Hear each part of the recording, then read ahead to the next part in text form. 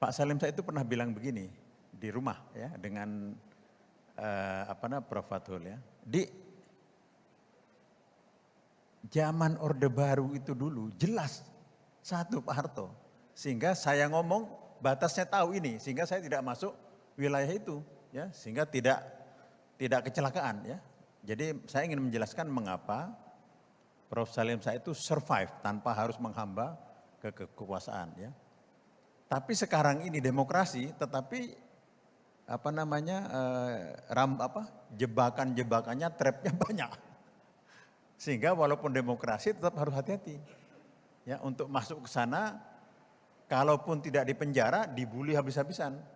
Atau kalau enggak diseret, ya, dijadikan victim. Jadi sebenarnya kritik intelektual itu kepada kekuasaan, penguasa itu originalnya adalah bandit. Tetapi dia menjadi demokrat, menjadi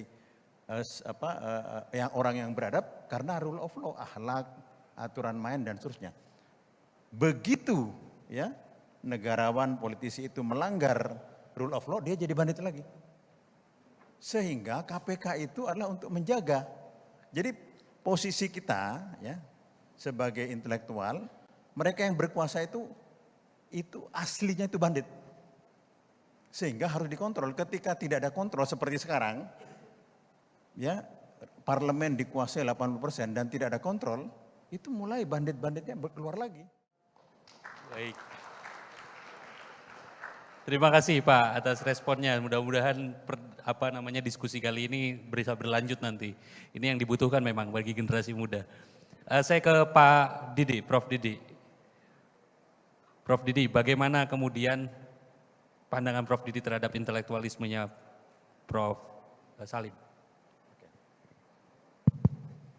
Baik, terima kasih ya. Assalamualaikum warahmatullahi wabarakatuh. Ya.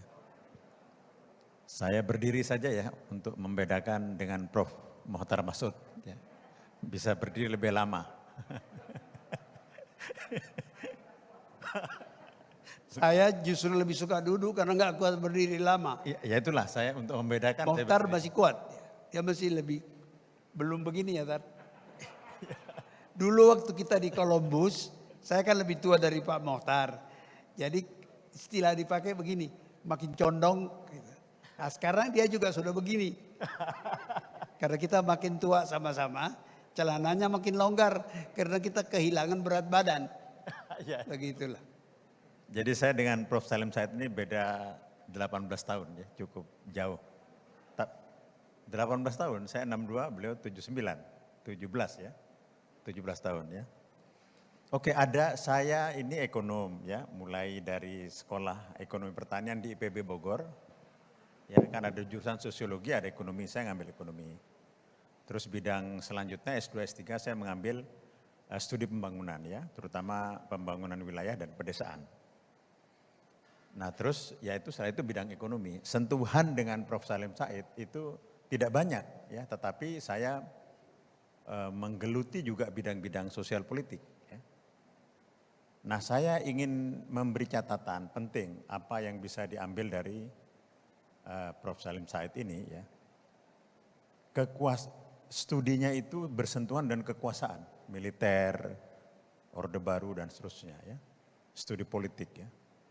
Dan pengalaman saya ya di dalam politik, saya 2 kali menjadi anggota MPR dan DPR. Kekuasaan itu merubah manusia total merubah ya.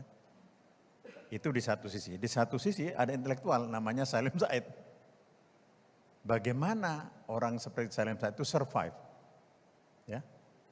Jadi kekuasaan itu yang saya lihat teman saja berubah dengan saya. Keluarga aja bisa konflik untuk itu. Dan orang yang berubah itu didekati tidak mudah ya. Di ini sedikit sangat sensitif, Pak Depo sudah pasti tahu ya. Pak Salim Said itu pernah bilang begini di rumah ya dengan Prof. Fathul ya. Di zaman Orde Baru itu dulu jelas satu Pak Harto. Sehingga saya ngomong batasnya tahu ini sehingga saya tidak masuk wilayah itu. Ya, sehingga tidak kecelakaan ya. Jadi saya ingin menjelaskan mengapa Prof. Salim Said itu survive tanpa harus menghamba ke kekuasaan ya. Tapi sekarang ini demokrasi, tetapi apa namanya jebakan-jebakannya, trapnya banyak. Sehingga walaupun demokrasi tetap harus hati-hati. Ya, untuk masuk ke sana, kalaupun tidak dipenjara, dibully habis-habisan.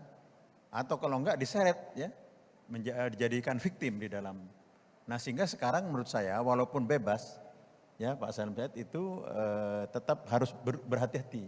Ya, sehingga kita tetap bisa survive di politik ya. Itu yang saya kira yang saya dapatkan dari bergaul dengan beliau ya. Mungkin ya sentuhan saya dengan Pak Salim Said itu di dalam teori ekonomi politik ya, ada satu teori yang dikeluarkan oleh Olson, pemenang Nobel dalam bidang ekonomi, yaitu teori evolusi kekuasaan. Tahap pertama itu sebelum ada sistem, yang berkuasa itu orang yang kuat, bandit, yang disebut roving bandit.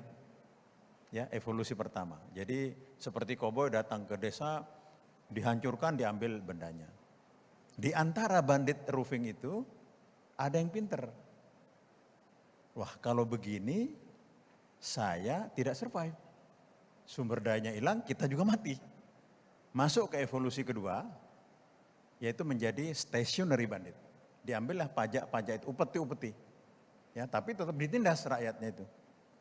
Nah, begitu ada sistem, ada rule of law, ada hak asasi manusia, ada negara, jadi demokrasi. Nah, ini sentuhan yang mungkin bisa dengan sebagai intelektual. Jadi sebenarnya kritik intelektual itu kepada kekuasaan, penguasa itu originalnya adalah bandit. Ya, dari teori ini ya Pak Salim ya. Jadi originalnya, karena itu Pak Salim saya berhati-hati, nggak bisa ini ya. Jadi di dalam pikiran saya penguasa itu originalnya itu adalah bandit. Tetapi dia menjadi demokrat, menjadi yang orang yang beradab karena rule of law, akhlak, aturan main dan seterusnya. Begitu ya negarawan politisi itu melanggar rule of law, dia jadi bandit lagi. Sehingga KPK itu adalah untuk menjaga. Jadi posisi kita ya sebagai intelektual, mereka yang berkuasa itu aslinya itu bandit. Sehingga harus dikontrol. Ketika tidak ada kontrol seperti sekarang, ya parlemen dikuasai 80% dan tidak ada kontrol, itu mulai bandit-banditnya keluar lagi. Ya, dan KPK dilemahkan, itu bandit lagi gitu. Ini contoh ya. KPK, undang-undang KPK itu tidak akan pernah bisa dirubah ketika presiden tidak setuju.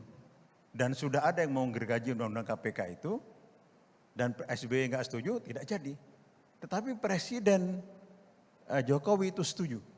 Dan itu jadi catatan. Ya, menjadi catatan ya. Sehingga ketika KPK dilemahkan, banditnya keluar semua nih. Itu satu hal. Yang terakhir ya, itu tentang buku sudah selesai. Cerita tentang buku ya Pak Rektor sudah menyampaikan. Yang terakhir tentang Nurholis Majid ya. Ini berkaitan dengan pendiri Paramadina ya. Jadi nanti akan kita diskusikan apakah ketegangan antara sosialisme kiri ya dengan Islam akan bertentangan lagi dalam Pilpres ini ya. Nah, saya kira itu pertanyaan yang harus dijawab oleh intelektual dan kira-kira intelektual harus memberikan pencerahan ya. Pak Salim Said bisa menjawab itu. Assalamualaikum warahmatullahi wabarakatuh.